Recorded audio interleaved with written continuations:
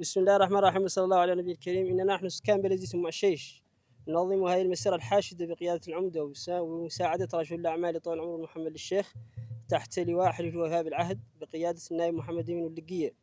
نرحب بالزيارة الميمونة التي سيؤديها فخامة رئيس الجمهورية محمد الشيخ الغزواني لمقاطعة أمرج، ونشكره على ما تحقق من الإنجازات في مجال التعليم والصحة والمياه والتقطيع الإداري الأخير وما إلى ذلك.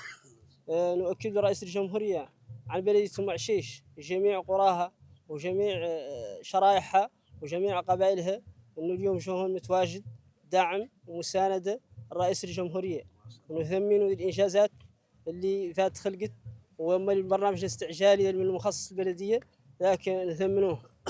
وطالبين من فخامة رئيس الجمهورية عن بلدية أم عشيش تعاني من الشنقالو، نقص المياه والعطش، عن المياه الموجودة قليلة ودائما مالحة مولي، ولا يصير نختاروا عن ترتبط بقلة بلدية أم عشيش عندها طلب الوحيد حد عدلوا لها لا يعود ما بخل هالشيء ما بقلة.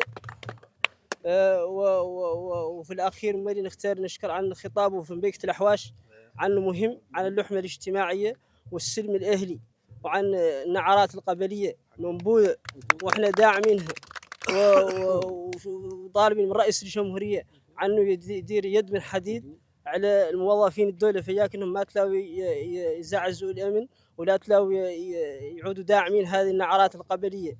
باللي الشعب الموريتاني هو اليوم الحمد لله متواجد كامل، حد خرص هو يعرف انه فيه جميع الشرائح وجميع الالوان ولا فهم تفرقة، والشعب انه يخلى ما بيناتهم ما عنده مشاكل، غير الموظفين والسياسيين هم دائما يطروا هذه الامور.